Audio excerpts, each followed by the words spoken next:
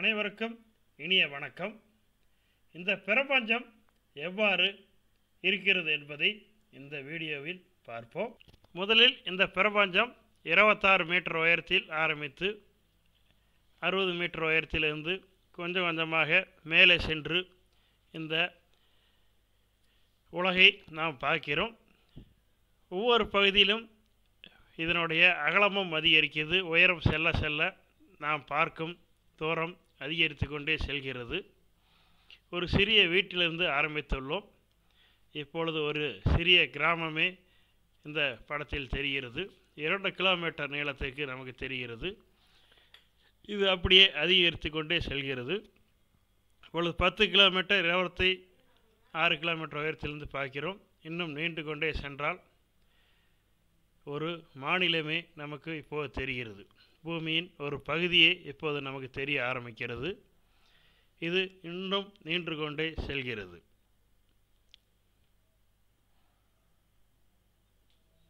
ஒரு நாடே நமக்கு இப்போது தெரிகிறது. இந்த பூமி பந்து மேகங்கள் சூழ்ந்து காணப்படுகிறதை நாம் இப்போது பார்க்கிறோம். இன்னும் உயரே செல்ல செல்ல நாம் கண்ணில் பார்க்கும் நீளம் இன்னும் அதிகரித்து கொண்டே செல்கிறது. 2000 கிலோமீட்டருக்கு மேல் நாம் கண்களில் இப்போ பார்த்து கொண்டு இருக்கிறோம். ஒட்டுமொத்த பூமியை பார்க்கிறோம். தோராயமாக 6000 கிலோமீட்டர் ரேடியஸ் கொண்டது இந்த எர்த்து, 6300 கிலோமீட்டர். ஒட்டுமொத்த பூமியை நாம் இப்போது பார்த்து கொண்டு இருக்கிறோம். இன்னும் மேல் நோக்கி சென்று பார்த்தோமானால் பூமி, அதற்கு அடுத்து நிலாவும் நம் கண்களுக்கு இப்போது தெரிய இருக்கிறது. 3,80,000 கிலோமீட்டர் தொலைவில் நிலா பூமியை சுற்றி வருகிறது. இப்போது நிலவும் பூமியும் சேர்த்து பார்த்து கொண்டிருக்கிறோம். இன்னும் மேல் நோக்கி சென்று பார்த்தோம் என்றால் பூமிக்கு அடுத்து அருகில் உள்ள செவ்வாய்க்கோளை இப்போது நாம் பார்க்க இருக்கிறோம். இன்னும் மேல் நோக்கி போகும்போது சூரியன், செவ்வாய், புதன், வெள்ளி உள்ளிட்ட கோள்களையும் இப்போது நாம் காண முடிகிறது. அதாவது 20 லட்சம் கிலோமீட்டர் டிஸ்டன்ஸில் இதெல்லாம் இருக்குது. நம் பூமியிலிருந்து 20 லட்சம் கிலோமீட்டர் தொலைவில் இந்த 4 கோள்கள் சூரியன் உட்பட பார்த்து கொண்டே இருக்கிறோம். இன்னும் சென்று கொண்டே இருக்கிறோம். 100 லட்சம் கிலோமீட்டர், அதாவது 1 கோடி கிலோமீட்டரில் இருந்தோம்னா யுரேனஸ், நெப்டியூன், ஜூபிட்டர், சாட்டர்ன் இந்த கோள்களையும் நாம் கண்களால் பார்க்க முடிகிறது. அதாவது 2 பில்லியன் கிலோமீட்டர் டிஸ்டன்ஸ் என்றால் அனைத்து கோள்களையும் காண முடியும். 3 billion kilometre to 5 billion kilometre வரை சென்றோம் என்றால் இந்த சூரிய மண்டலத்தில் உள்ள அந்த கியூப்பர் பெல்ட் இதையும் காண முடியும். இன்னும் மேல் நோக்கி சென்று கொண்டே இருக்கிறோம். இப்போது ஓரியன் ஆம், அதை நாம் இப்போது பார்க்கிறோம். இதனுடைய விட்டம் 1 டிரில்லியன் கிலோமீட்டர் விட்டம் கொண்டதான் இந்த ஓரியன் ஆம். இந்த மில்கி வே கேலக்சியில் தான் இந்த ஓரியன் ஆர்ம் இருக்கிறது. என்னோடய டிஸ்டன்ஸ் மொத்தமாக எடுத்துக்கிட்டாவே 1 லைட் இயர். மேலிருந்து கீழ் பார்க்கும்போது மொத்தமாக 1 லைட் இயர். ஒரு லைட் இயர்னால் தெரியும், ஒரு ஆண்டில் ஒளி பயணம் செய்யும் தொலைவே ஒரு லைட் இயர்னு சொல்லுவோம். லைட்டு வந்து ஒரு செகண்டுக்கு 3 லட்சம் கிலோமீட்டர் டிஸ்டன்ஸ் ட்ராவல் பண்ணும். அப்போ ஒரு வருஷத்துக்கு எவ்வளோ தூரம் செல்லுதுன்னு நீங்களே பார்த்துங்க. 2 லைட் இயர் டிஸ்டன்ஸில் உள்ள ஆல்ஃபா சென்டாரி இப்போ பார்த்துக்கிட்டு இருக்கோம். ஆல்ஃபா சென்டாரிங்கிறது 2 நட்சத்திரங்கள் சேர்ந்தது. அது ஆல்ஃபா சென்டாரி ஏ, ஆல்ஃபா சென்டாரி பி. அதே மாதிரி ப்ராக்சிமா சென்டாரியும் பார்த்து கொண்டுள்ளோம். இதுதான் சூரியனுக்கு அருகில் உள்ள நட்சத்திரம் வந்து ப்ராக்சிமா சென்டாரி. சூரியன் ஒரு நட்சத்திரம் என்பது தெரியும். இது வந்து நம்ம சூரியனிலிருந்து 4.25 லைட் இயர் தொலைவில் இருக்கிறது. இதையும் 3 பிளானட் சுற்றி வருகிறதாக இதுவரை கண்டறிந்துள்ளோம். இந்த டெக்னாலஜியை வச்சு எர்த்துலேருந்து ப்ராக்சிமா சென்டாரிக்கு பயணம் செஞ்சோம்னா லைட்டோட வேகத்தில் சென்றாவே பல ஆயிரக்கணக்கான வருடங்கள் ஆகும். அவ்வளோ தொலைவில் இந்த ப்ராக்சிமா சென்டாரி உள்ளது. அதுக்கப்புறம் இன்னும் விரிவுபடுத்தி கொண்டு சென்றோமானால் அதுக்கடுத்து நம்மளுடைய கேலக்ஸி. ஸோ நம்ம கேலக்ஸியில் தான் இந்த ஓரியனோட ஆர்ம்ஸ் பார்க்குறோம்.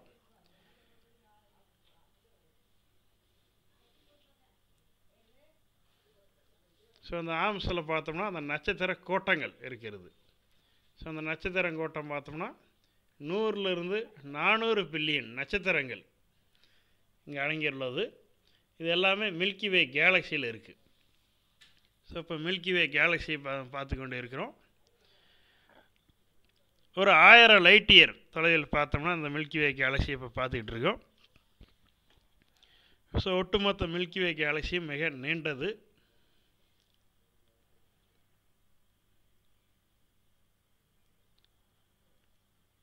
ஸோ 41,000 லைட் இயர் தொலைவு கொண்டது தான் இந்த மில்கி வே கேலக்ஸி.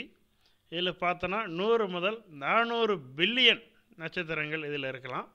என்னோடய டயாமீட்டர் வந்து 1,00,000 லைட் இயர். 5250 பிளானட் இதில் வந்து கன்ஃபார்ம் பண்ணியிருக்கேன் இதுவரை. இன்னும் பல விதமான பிளானட்டுகள் இதில் இருக்கலாம். இன்னும் பல்வேறு விதமான ஆராய்ச்சிகளும் நடந்து கொண்டே இருக்கிறது. ஆராய்ச்சிகள் முடிவில் தான் இன்னும் பல கோள்களை கண்டுபிடிக்கிறதுக்கும் வாய்ப்பு இருக்குது. நம்மளுடைய கேலக்ஸியை சுற்றி, அதாவது குறும் கேலக்ஸி என்று சொல்லுவோம். அதாவது எப்படி நம் கோள்கள் இருக்கிறது, கோள்களை சந்திரன் சுற்றி வருகிறது, அதாவது நிலா என்று சொல்லுவோம். அதே போல் நம் கேலக்ஸி மையத்தில் இருந்து தொலைவில் பார்த்தோம்னால் லோக்கல் குரூப் என்று சொல்லுவோம். அதாவது அந்த லோக்கல் குரூப் என்பது நம் பூமிக்கு எப்படி நிலாவோ அதே மாதிரி நம் மில்கி வே கேலக்ஸிக்கு அருகில் உள்ளது இந்த லோக்கல் குரூப் கேலக்ஸி. இந்த லோக்கல் குரூப் கேலக்ஸியும் நம் கேலக்ஸி அருகிலே நிறைய கேலக்ஸிகள் இருக்கிறது. அதற்கு அடுத்து இன்னும் 7,10,144 லைட் இயர் டிஸ்டன்ஸில் ஆண்ட்ரோமேடா கேலக்ஸி இருக்கிறது. அதாவது இங்கேருந்து அங்கே பயணம் செய்வதற்கு 2.5 மில்லியன் லைட் இயர்ஸ் ஆகும். ஸோ அவ்வளோ டிஸ்டன்ஸு. அதனோட டயாமீட்டர் எடுத்திங்கன்னா 2,20,000 லைட் இயர். அதில் வந்து 1 ட்ரில்லியன் ஸ்டார் வந்து இந்த கேலக்ஸியில் இருக்குது. ஸோ இது நம்ம அருகில் உள்ள கேலக்ஸி ஆண்ட்ரோமேடா கேலக்ஸி. அதுவும் மில்கி வே கேலக்ஸி மாதிரியே இன்னும் நிறையா இருக்குது. இந்த 2 கேலக்ஸியும் மில்கி வே கேலக்ஸியும் ஆண்ட்ரோமேடா கேலக்ஸியும் ஒன்று நெருங்கி வருகின்றன என்பது நாம் அனைவருக்கும் தெரியும். ஒரு குறிப்பிட்ட பில்லியன் இயருக்கு அப்புறம் ரெண்டும் ஒன்றா இணைய போகுது.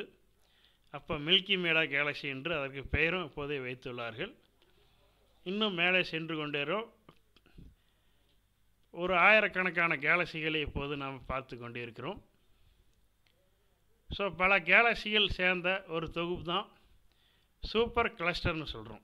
ஸோ அந்த சூப்பர் கிளஸ்டரில் நம்ம மில்கி வே கேலக்ஸி, ஆண்ட்ரோமேடா கேலக்ஸி எல்லாம் சேர்ந்து இருக்குது. ஸோ லனிக்கா என்று சொல்கிறோம். இது ஒரு சூப்பர் கிளஸ்டர். இந்த சூப்பர் கிளஸ்டரில் 1,00,000 கேலக்ஸிலாம் இருக்குது. இந்த 1,00,000 கேலக்ஸியில் மில்கி வே கேலக்ஸி, ஆண்ட்ரோமேடா கேலக்ஸி எல்லாமே இணைந்து தான் இவ்வளோ கேலக்ஸிகள் இதில் இருக்கின்றன.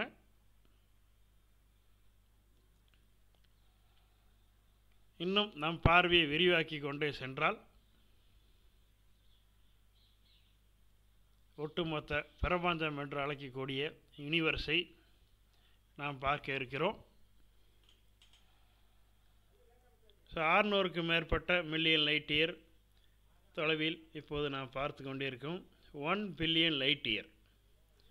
ஸோ 1 பில்லியன் லைட் இயர் வரைக்கும் பார்க்குறோம். 2 billion light year, 3 billion light year, 4 billion light year, 5 billion light year, 6, 7, 8, 9, 10, 11, 12, 13, 14 billion light year.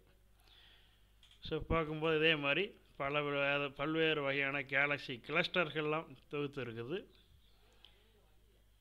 So ஒட்டு மொத்தமாக பார்த்தோம்னா 63 பில்லியன் லைட் இயர். ஸோ இது வரைக்கும் தான் நாம் பார்வைக்கு எட்டி நம்மளுடைய அறிவியல் ஆராய்ச்சிக்கு எட்டி பார்க்கக்கூடியது.